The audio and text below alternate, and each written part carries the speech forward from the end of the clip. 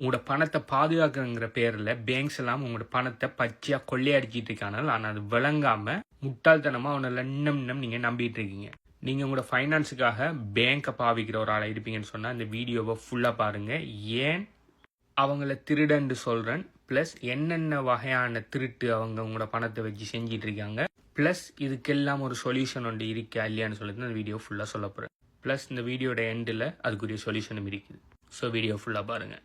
இந்த பேங்கெல்லாம் எப்படி உங்கள்கிட்ட பணத்தை கொள்ளையடிச்சிட்டிங்கன்னு சொல்லி விளங்கம் சொன்னால் முதல்ல உங்களுக்கு சென்ட்ரலைஸ்ட் ஃபைனான்ஸ், டீசென்ட்ரலைஸ்ட் ஃபைனான்ஸ்னு சொன்னால் என்னென்னு விளங்கணும். சென்ட்ரலைஸ்ட் ஃபைனான்ஸ் சிஃபைன்னு சொன்னால் அதாவது பேங்க்ஸ், வெஸ்டர்ன் யூனியன், அடுத்தது கிரிப்டோ கரன்சி எடுத்துக்கிட்டிங்கன்னு சொன்னால் லைக் சென்ட்ரலைஸ் எக்ஸ்சேஞ்சல், பைனான்ஸ் போன்ற எக்ஸ்சேஞ்சல், இது மாதிரியான விஷயங்களை சென்ட்ரலைஸ் ஃபைனான்ஸ்ன்னு சொல்லுவாங்க.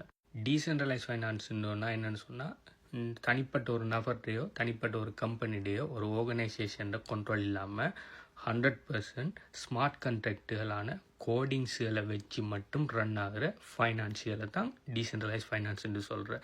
ஸோ இதில் பார்த்தீங்கன்னு சொன்னால் லெண்டிங் அண்ட் borrowing, ட்ரேடிங் சொல்லி நிறைய விஷயத்தை யார் தேர்ட் பார்ட்டியோட விஷயமும் இல்லாமல் ஆட்டோமேட் பண்ணலாம். அது என்னென்னு சொல்லி வீடியோவில் அடுத்ததாக சொல்கிறேன். இப்போ வாங்க முதலாவது இவங்க சென்ட்ரலைஸ் ஃபைனான்ஸில் என்னென்ன மாதிரியான களவுகள் செஞ்சுட்டு இருக்காங்கன்னு சொல்லி இந்த ஃபோட்டோவை பார்த்து அவங்களுக்கு வழங்கும். ஒரு நபர், இது நார்மலாக இது ஒரு பணத்தை சென்ட் பண்ணுறதுக்குரிய ஒரு விஷயம்னு சொல்லியிருக்காங்க. ஒரு நபர் இன்னொரு நபருக்கு பணத்தை அனுப்பணும்னு சொன்னால் அவர் மூலம் என்ன செய்யணும், அவரோட பேங்க்குக்கு போய் அந்த பணத்தை ரிக்வெஸ்ட் பண்ணி அனுப்பணும். ஆன்லைன்லன்னு சொன்னால் அந்த பேங்க்கிட்ட ஆன்லைன் இதுக்கு போய் அனுப்பணும். அவங்களோட பேங்க் மற்றவர பேங்க்கோட கம்யூனிகேட் பண்ணும். அந்த கம்யூனிகேட் பண்ணுறதுக்கு இடையில இந்த பேங்க்கோட எம்ப்ளாயிஸ் எல்லாம் இருந்து எல்லாம் செஞ்சு அவருக்கு பணத்தை அனுப்புவாங்க. இதில் பார்த்தீங்கன்னு சொன்னால் இந்த மிடில் இருக்கிற இந்த தேர்ட் பார்ட்டிஸ் ஓகே, இவர் அனுப்புகிற பணத்தை இவர்கிட்ட கொண்டு சேர்க்கறதுக்கு ஒரு ஃபீஸ் ஒன்று எடுப்பாங்க. இது பெர்சன்டேஜ்லையும் எடுக்கலாம், இல்லாட்டி ஃப்ளட் ஃபீஸாகவும் எடுக்கலாம். நீங்கள் இது உங்களோட நாட்டுக்குள்ளே இருக்கிற சேம் பேங்குக்கு பணம் அனுப்புக்குள்ள ஒரு மாதிரியான ஃபீஸ், உங்கள் நாட்டுக்குள்ளே இருக்கிற வேறு ஒரு பேங்க் அனுப்பக்குள்ளே அதை விட கொஞ்சம் கூடுதலான ஃபீஸ், நீங்கள் வெளிநாட்டுக்கு பணம் அனுப்பக்குள்ளே அதை விட பாரிய அளவு கூடுதலான ஃபீஸ்ன்னு சொல்லி நீங்கள் உங்களோட இதை டிரான்சாக்ஷனை பொறுத்து ஃபீஸ் எடுப்பாங்க. யார பணத்துக்கு ஃபீஸ் எடுக்காங்க, உங்களோட சொந்த பணத்துக்கு ஃபீஸ் எடுக்காங்க. என்ன பேரில், சர்வீஸுங்கிற பேரில். இப்போ நீங்கள் ஒரு உதாரணத்துக்கு ஒரு கோடி ரூபா பணத்தை நீங்கள் வெளிநாட்டுக்கு அனுப்ப இயலுமான்னு கேட்டால் எனக்கு என்ன தெரியல, வெளிநாட்டுக்கு டிரெக்டாக அனுப்பலாமான்னு சொல்லி 1000 கொஸ்டின் வரும். உங்களோட பணத்தை ஃப்ரீஸ் பண்ணுவாங்க. அப்படி தவறி அனுப்பப்பட்டுட்டுன்னு சொன்னால் ஓகே, அவங்களோட வெரிஃபிகேஷன்லாம் வெரிஃபை பண்ணி எல்லாத்தையும் செஞ்சு நீங்கள் அனுப்பிட்டீங்கன்னு சொன்னாலும் அதுக்குரிய ஃபீஸ் பார்த்தீங்கன்னு சொன்னால் தௌசண்ட்ஸில் நீங்கள் பே பண்ண வேண்டியிருக்கும். அதே சமயம் நீங்கள் டீசென்ட்ரலைஸ் ஃபைனான்ஸோடாக அதே பணத்தை நீங்கள் ஒரு ஆள்கிட்ட ஒரு ஆள்கிட்ட அனுப்பக்குள்ள இடையில இருக்கிறது பிளாக் செயின் மட்டும்தான். இந்த பிளாக் செயின் டிரான்சாக்ஷன் ஒரு நபர் பணத்தை இனிஷியேட் பண்ணின உடனே அவரோட வாலெட்டில் அந்த பணம் இருக்கான்னு சொல்லி எல்லா பிளாக்ஸ்லையும் வெரிஃபை பண்ணும். பிளாக் ரெக்கார்டில் எல்லாம் வெரிஃபை ஆகினோடனே எந்த வாலெட்டுக்கு அனுப்ப போகிறோம் அந்த வாலெட் சரியான்னு சொல்லி வெரிஃபை பண்ணும். வெரிஃபை ஆகினதுக்கு பிறகு உடனே பணத்தை அங்கேருந்து அங்கே அனுப்பி. இங்கே பார்த்தீங்கன்னு சொன்னால் போகிற ஃபீஸ் பார்த்தீங்கன்னு சொன்னால் இங்கே அனுப்புறதுக்கு அவங்க எடுக்கிற ஃபீஸை விட கிட்டத்தட்ட 100 மடங்கோட கூடுதலாக சின்னதாக இருக்கும். அதாவது இவர் ஒரு கோடி இங்கேருந்து இங்கே அனுப்புறதுக்கு மேபி அவர் எந்த நெட்வொர்க்கை பாவிக்கிறத பொறுத்து இருக்குது.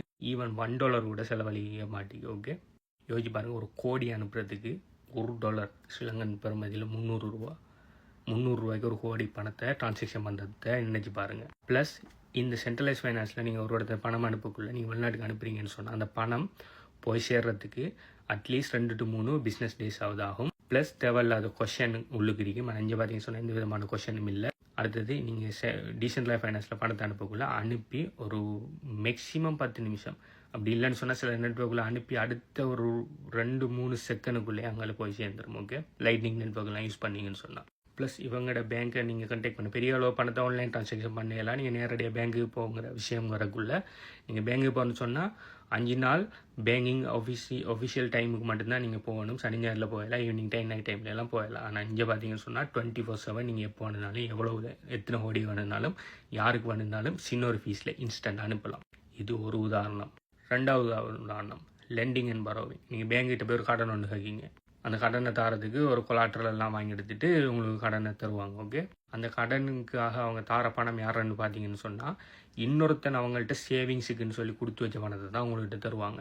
ஸோ அப்படி சேவிங்ஸுக்கு கொடுத்து வைக்கிறவனுக்கு இன்ட்ரெஸ்ட் பார்த்தீங்கன்னு சொன்னால் உங்களுக்கு ஒரு சின்ன ஒரு பெர்சன்டேஜ், 1% கூட இன்ட்ரெஸ்ட் கொடுக்க மாட்டாங்க. ஓகே, ஆனால் உங்கள்கிட்ட அந்த பணத்தை அவன்கிட்ட இருந்து இன்ட்ரெஸ்ட்டு கொடுக்குறதுன்னு சொல்லி அவன்கிட்ட இருந்து பெரிய அளவில் பல்க் அமௌண்ட்டை வாங்கி அதை அவங்க லெண்ட் அவுட் பண்ணுவாங்க இன்னொரு ஆள்கிட்ட. எத்தனை வீதத்துக்குன்னு சொன்னால் அவங்களுக்கு அந்த ஆளுக்கு இன்ட்ரெஸ்ட் கொடுக்குறத விட 10 மடங்கு, 20 மடங்கு, 30 மடங்கு வீதத்தில் இன்ட்ரெஸ்ட் போட்டு இன்னொரு ஆளுக்கு கடனாக கொடுத்து இன்ட்ரெஸ்ட் earn பண்ணிட்டு இருப்பாங்க. ஸோ இவங்க earn பண்ணுற இன்ட்ரெஸ்ட்டை ஒரு 1% கூட, அதாவது லெண்டிங் பண்ணி earn பண்ணுற இன்ட்ரெஸ்ட் 1% கூட அந்த பணத்தில் உரிமையாளருக்கு போகாது. அது எல்லாரும் யாரை வச்சுப்பாங்கன்னு சொன்னால் அந்த தேர்ட் பார்ட்டி கம்பெனிஸ் தான் வச்சுருப்பாங்க.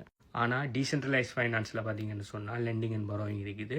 இதுக்கு பார்த்தீங்கன்னு சொன்னால் இவங்கள மாதிரி மிடில் மேன் இல்லை. ஓகே, ஸோ என்ன நடக்கும்னு சொன்னால் லிக்விடிட்டி ப்ரொவைடர்ஸ்ன்னு இருப்பாங்க. உங்கள்கிட்ட கிரிப்டோ கரன்சி இருக்குன்னு சொன்னால் உங்களோட கிரிப்டோ கரன்சியை ஸ்மார்ட் கான்ட்ராக்ட் சொல்கிறீங்க. ஸ்மார்ட் கான்ட்ராக்டில் நீங்கள் என்ன செய்யலாம், உங்களோட லிக்விடிட்டியை ப்ரொவைட் பண்ணி வைக்கலாம்.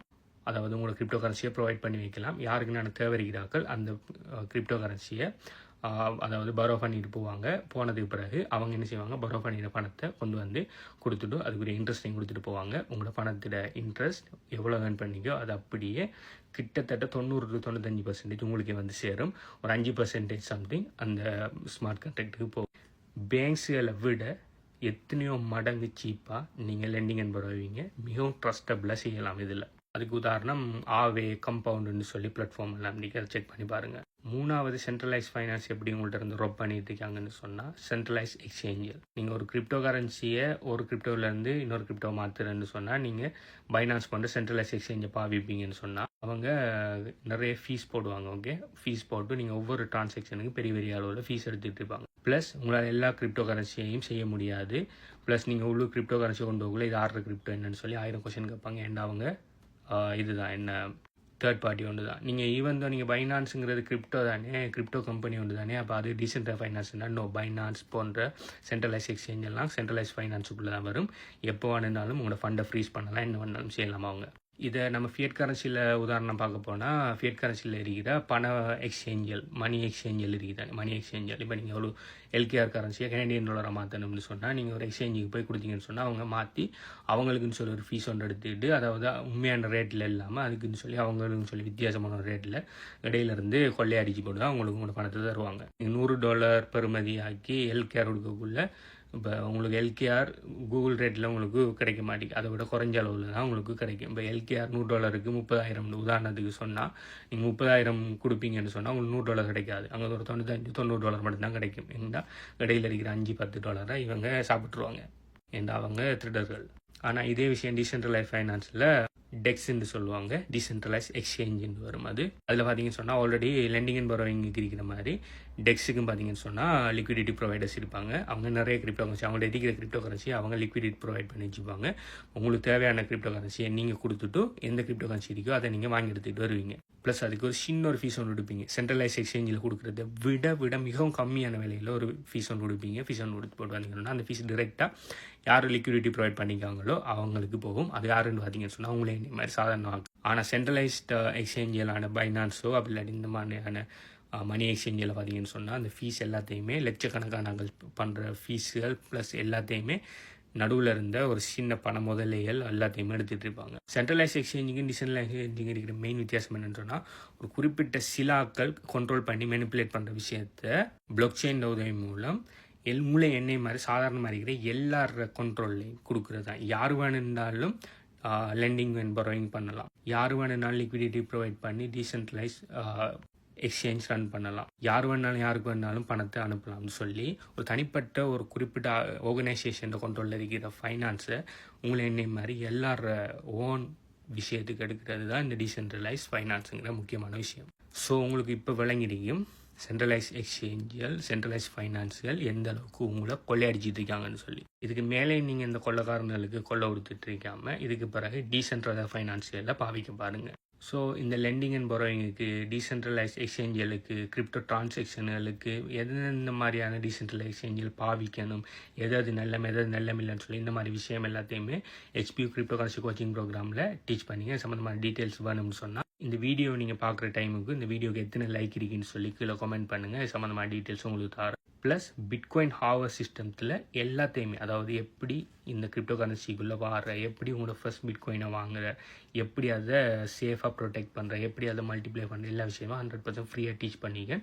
அந்த பிட்காயின் ஹாவர் சிஸ்டத்தில் டீட்டெயில்ஸ் பண்ணணும்னு சொன்னாலும் இந்த வீடியோக்கு எத்தனை லைக் நீங்கள் பார்க்கக்குள்ள இருக்கோ அந்த லைக் கவுண்ட்டை கீழே கமெண்ட் பண்ணுங்கள். அதுக்குரிய டீட்டெயில்ஸ் எல்லாத்தையுமே நான் சொல்கிறேன். பை.